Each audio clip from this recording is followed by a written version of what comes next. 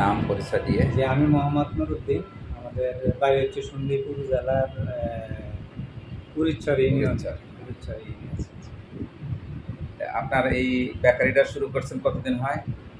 শুরু করছি যে আজকে প্রায় 7 বছর। 7 বছর একটু বেশি হয়। 2016 শেষের দিকে, 17 শুরু থেকে বেকারিটা প্রতিষ্ঠা করছি। প্রথম কত টাকা দিয়ে শুরু করছিলেন? প্রথম আমার এখন মনে আছে আমি অন্য এক জায়গাতে বেকারিতে আগে কাজ করছি। ওই হিসাবে মানে আমার একটা ভিতরে ছিল, দেখছিল যে আমি বেকারি নিজে কিছু করবো, নিজে কিছু করি, চাকরি করবো, শুধু চাকরি না, নিজে কিছু। জি, নিজে কিছু করি।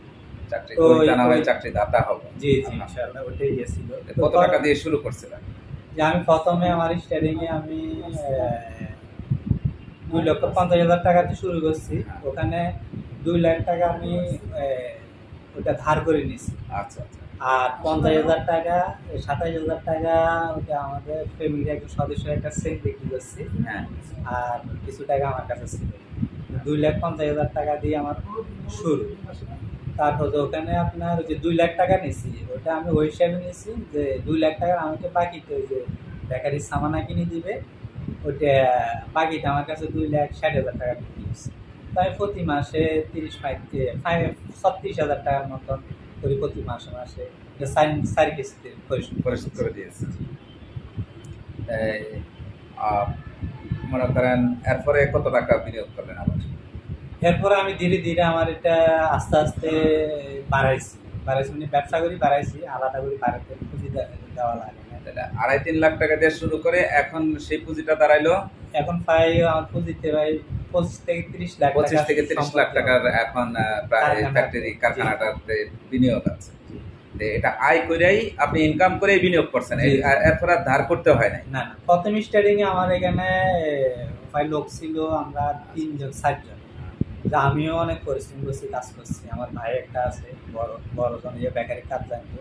এখন প্রথম আপনার সেল কত ছিল শুরু যখন করছেন? একদম প্রথম দিন আমার সেল ছিল, আমার এখনো মনে আছে, আমি প্রথম দিন সেল ছিল 3,500 টাকা। 3,500 টাকা সেল করেছি। জি জি। আর সেই সেল এখন বর্তমানে আলহামদুলিল্লাহ এভারেজ আপনার 40 আছে, 40 দৈনিক। মাসে কত হয়েছে? 12 লাখ টাকা। 12 লাখ টাকা। তাইলে 3,000 টাকা থেকে 40,000 টাকা সেলে আসছে দৈনিক, আর মাসে আসছে 12 লাখ টাকা সেল। যদি আপনি উৎপাদন আরো বাড়ান তাহলে কি সেল আরো বেশি হবে না? জি, এখন চাহিদা আছে, সেই চাহিদা আছে। বেকারি তো সম্ভাবনাময় একটা শিল্প, তাই না? এটা নিয়ে আপনার পরিকল্পনা? এটা নিয়ে আমার আরো ভবিষ্যতে? জি, ভবিষ্যতে আমার পরিকল্পনা আছে। আমি আমাদের প্রতিষ্ঠানকে একটা ভালো একটা পজিশনে নিয়ে যাবে। এখন ইনশাআল্লাহ এখানে আমি আর এখানে এখন 15 জন আছে। আমি যেহেতু আরো 100 জন মানুষের কর্মসংস্থান, আলহামদুলিল্লাহ আলহামদুলিল্লাহ, খুব ভালো লাগলো এরকম একটা আশা আছে। এই চিন্তা করা যে আপনার আরো কয়েকশো লোক কাজ করুক, কয়েক হাজারের কর্মসংস্থান হোক। এখন তো আপনি আপনার এলাকায় দিচ্ছেন, আপনি এটার সাথে আরো কিছু অ্যাড করলে, যেমন চানাচুর সহ আরো কিছু আইটেম, এগুলা পুরো দেশব্যাপী কিন্তু মার্কেটিং করা যায়। ভালো উন্নত মানের প্যাকেট করে যে ছোট ছোট কেকগুলা অনেক কোম্পানি সাপ্লাই দিচ্ছে। তারপরে টেস্টি স্যালাইনটাও করতে পারেন এই জাতীয়। তারপরে ওই সফট ড্রিঙ্কসটাও করা যেতে পারে, ট্যাঙ্ক পাউডার যেটা, এই জাতীয় এগুলা আপনি অ্যাড করতে পারেন। আমাদের ভিডিওটা তো অনেকদিন যাবত দেখেন, কেমন লাগছে?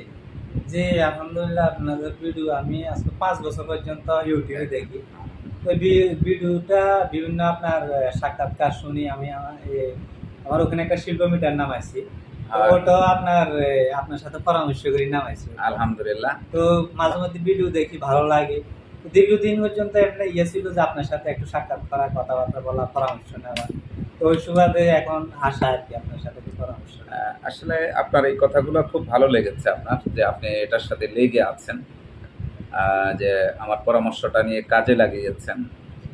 একটা জিনিস কি, আমি আমার পরামর্শটাকে ইবাদত মনে করি, যে আপনি আমার একটা পরামর্শ নিয়ে আপনি লাভবান হবেন, ভালো থাকবেন, আপনার এখানে আরো 15টা লোক কাজ করতেছে, ভবিষ্যতে আরো 200 লোক বা 1000 লোক কাজ করবে, এদের কর্মসংস্থান হবে। এটার সাথে যারাই জড়িত থাকবে তাদের সবারই এখানে আবাদত হচ্ছে।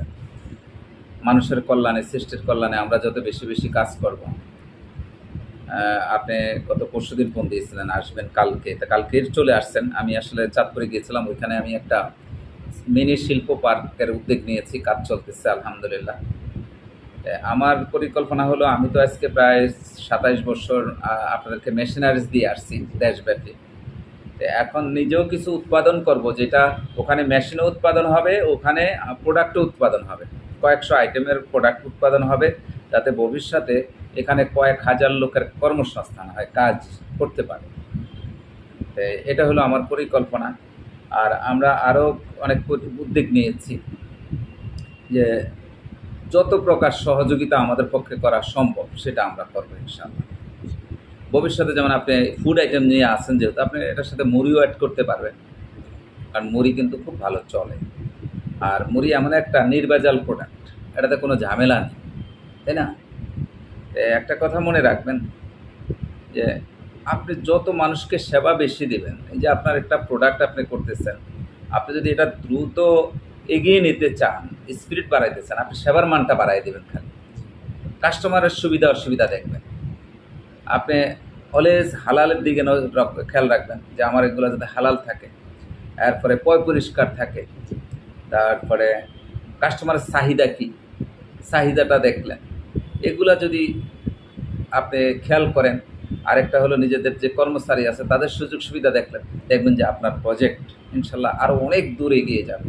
আপনি 7 বছরে যতটুকু আসছেন, সামনের 1 বছরে ততটুকু যাওয়া সম্ভব। শুধু আল্লাহর কাছে চেয়ে নেবেন। আমরা মুসলমান, আমাদের একবারে জুতার ফিতাটাও যদি চাইতে হয় আল্লাহর কাছে চাইতে হবে। হ্যাঁ, আমরা একটা শস্য পরিমাণ, যদি একটা কিছু অনুপরিমাণ কিছু চাইলেও সেটা আল্লাহর কাছে চাইতে হবে। আসলে রিজিকের মালিক আল্লাহ, কারণ আমরা জানি আল্লাহর যে পবিত্র কোরআনেই বলেছেন, মানুষের রিজিক তো মানুষ সৃষ্টির 50,000 বছর আগে আল্লাহ রিজিক সৃষ্টি করে রাখছে। আর আমরা রিজিকের জন্য পেরেশানি হই, রিজিকের জন্য মানুষ চুরি দাড়ি ডাকাতি করে।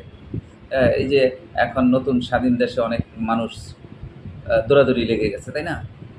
আসলে প্রত্যেকটা মানুষকে আমি যেটা মনে করি, যে ব্যক্তিত্ব যাদের আছে, ব্যক্তিত্বের দিকে যারা খেয়াল করবে যে আমার ব্যক্তিত্ব ঠিক রাখতে হবে, তারা চুরি দাড়ি করতে পারে না, তারা অন্যের ক্ষতি করতে পারে না, তাদের যারা মানুষের উপকারী হবে, তাই না?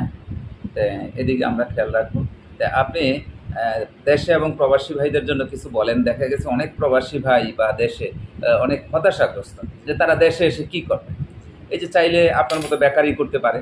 দেখেন মিডল ইস্টে গেল 7-8 লাখ টাকা লাগে, তাহলে 7-8 লাখ টাকা দেশে চাইলে ছোট্ট পরিসরে বেকারি দিতে পারে, তারপরে মুড়ির প্রজেক্ট করতে পারে, তারপরে ইউরোপ আমেরিকা যাইতে 30-35 হাজার টাকা লাখ টাকা লাগে, তাহলে এই পরিমাণ বিনিয়োগ করলে তার বিশাল প্রতিষ্ঠান হয়ে যাবে না? তাহলে আপনি দেখেন, আপনার মাসে যদি আলহামদুলিল্লাহ বলছেন 3 লাখ টাকা ইনকাম থাকে, তাহলে 3 লাখ টাকা যদি আপনি আপনার প্রতিষ্ঠানের বস, আপনার এখানে 15টা লোকের বেতন সব কিছু দিয়ে যদি এই টাকা থাকে, এরপরে কত সব কিছু দিয়ে এর চেয়ে আর শুকরিয়া কী করা যায়? শেষ করা যাবে? তা আপনি বিদায়বেলা প্রবাসী ভাইদের জন্য এবং দেশে ঈদের জন্য কিছু বলেন। অনেক মানুষ ব্যবসায় আসতে হতাশ, যে ব্যবসাটাকে রিস্ক মনে করে। আপনি কি মনে করেন রিস্ক ব্যবসায়? না, ব্যবসা রিস্ক না। এখানে ব্যবসা করতে হলে কয়েকটা বিষয় জানা লাগবে। প্রথম কথা হচ্ছে, আপনি ব্যবসা করতে হলে প্রথম যেটা হচ্ছে আপনি একজন ভালো মানুষ হতে হবে। তারপর যে আপনার কমিটমেন্ট, ওইটা তো ভালো মানুষের একটা কমিটমেন্ট সঠিক থাকতে হবে। তারপর যে ব্যবসা করবেন ওই ব্যবসা সম্পর্কে আপনার যথেষ্ট একটা ধারণা নিতে হবে। বা প্রয়োজনে আপনি যে ব্যবসাটা করবেন, আপনার যে আপনি একটা কথা বললেন, আপনার 8-10 লাখ টাকা খরচ করে মানুষ বাইরে যান, এগুলো আপনি দেখেন কিছু একটা করতে পারবেন, কিন্তু আপনি যে এলাকার আছে ওই এলাকাতে দেখতে হবে ওখানে কি কোন চাহিদাটা আছে মানুষের জন্য, ওই চাহিদাটা ওটা দেখি। তারপর যে আপনার ওই যে ব্যবসাটা করব, ওই ব্যবসা সম্পর্কে হয়তো ওই ব্যবসা করে কেউ সফল হয়েছে, ওদের সাথে পরামর্শ করতে হবে, নয়তো ওই ব্যবসাতে অনেক কিছুদিন সময় দেওয়া লাগবে। সময় দিলে যদি যথেষ্ট আড়িয়ে থাকে আর যথেষ্ট পরিশ্রম লাগবে, একটা হচ্ছে পরিশ্রম, সততা, এই দুইটা জিনিস যদি থাকে তাহলে ব্যবসা ইনশাআল্লাহ সফল। আলহামদুলিল্লাহ, আপনারা আমাদের ব্যবসায়ী যে ভাইয়ের কথা শুনলেন, ওনার পরিচয় জানলেন। উনি আসলে সন্দ্বীপ উরিচ্চরে ওনার ব্যবসা। আপনারা জানেন যে ওখানে একটা বিচ্ছিন্ন দ্বীপ, ছোট্ট একটা এলাকা, সেইখানে যদি সে মাসে ইজিলি সব খরচ যায় 3 লক্ষ টাকা ইনকাম ওনার থাকে, তাহলে আপনারা আপনার এলাকার কথা চিন্তা করেন, জনবহুল এলাকায় এবং রাস্তাঘাট সব জায়গায় যোগাযোগ ব্যবস্থা ভালো, তাহলে অনেক ভালো করা যায়। এই আসলে চাকরি গ্রহীতা না হয়ে চাকরি দাতা হতে হবে আমাদের। একটি কথা মনে রাখবেন, উন্নত বিশ্বের কাতারে দাঁড়াতে হলে আমাদের শিল্প বিপ্লব ঘটাতে হবে। শিল্প বিপ্লবের মাধ্যমে আমাদের দেশ শিল্প উন্নত হবে এবং নিজে স্বাবলম্বী হবেন এবং দেশ স্বাবলম্বী হবে ইনশাআল্লাহ। অ্যাকচুয়ালি সৎভাবে আমি সবসময় একটি হাদিস বলে থাকি যে আপনাদেরকে মেসেজ দেওয়ার জন্য, যে আমাদের প্রিয় নবী বিশ্বনবী হজরত মুহাম্মদ সাল্লাল্লাহু আলাইহি সাল্লাম বলেছেন যে একমাত্র নবী সিদ্দিকানদের সাথে হাসর হবে এই সৎ ব্যবসায়ীদের হাসর হবে নবী রাসূল সিদ্দিকানদের সাথে, শহীদদের সাথে। কত বড় নেয়ামত আল্লাহর পক্ষ থেকে, কত বড় উপহার, চিন্তা করছেন? তাহলে দুনিয়া এবং আখিরাতেও আপনার কল্যাণ হলো। আসলে সর্বোপরি আল্লাহর ভয় থাকতে হবে আমাদের। আল্লাহর ভয় থাকলে বর্তমান বাংলাদেশের যে অবস্থা, যারা এখন পালিয়ে যাওয়ার জন্য উদ্গ্রীব বা পালাইতে গিয়ে ধরা পড়তেছে, বিচারপতি বা বিভিন্ন লেভেলের, অ্যাকচুয়ালি লজ্জাজনক ব্যাপার। সৎভাবে ব্যবসা করলে এগুলা করতে হয় না অ্যাকচুয়ালি।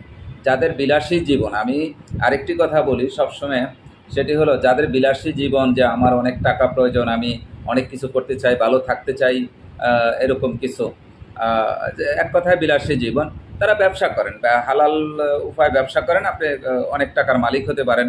পৃথিবীতে কিন্তু যারা বড় হয়েছে সবাই ব্যবসায়ী, চাকরিজীবী। কারণ অ্যাকচুয়ালি অন্যের গোলামি করে আপনি বড় কিছু কিভাবে করবেন? আমরা আল্লাহর গোলাম, আমরা আল্লাহর গোলাম থেকে ব্যবসা বাণিজ্য করবো ইনশাল্লাহ, সৎভাবে স্বাধীনভাবে বড় কিছু হবেন ইনশাআল্লাহ। তাই দেশে বিদেশে প্রবাসী ভাইদের জন্য এই মেসেজটা, এই জন্য ওনার এই সাক্ষাৎকারটা আমি নিলাম আপনাদের জন্য। আসলে এইখান থেকে আপনারা অনেক কিছু পাবেন, অনেক মেসেজ রয়েছে।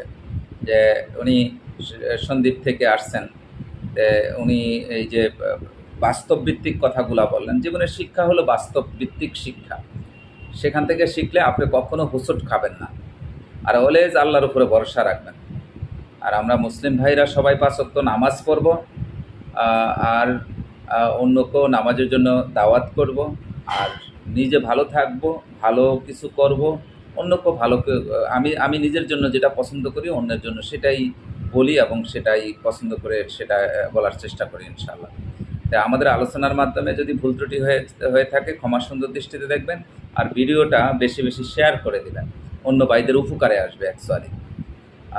এখন হয়তো আপনি শিল্পটা নিয়ে ভাবছেন 2 দিন পরে করবেন বা যখনই করেন সেটা করেন, কিন্তু ভিডিওটা নিজের শেয়ার করে টাইমলাইনে রেখে দিলেন, আবার অন্যদের উপকার হলো। আপনার এই শেয়ারের মাধ্যমে যদি অন্য ভাইদের উপকারে আসে, তাইলে দেখবেন যে আপনারও কল্যাণ হবে। আপনার এটাই, মানুষের জন্য আমরা কাজ করবো ইনশাআল্লাহ। ভালো থাকবেন। আসসালামু আলাইকুম রহমতুল্লাহি ওয়া বারাকাতুহু।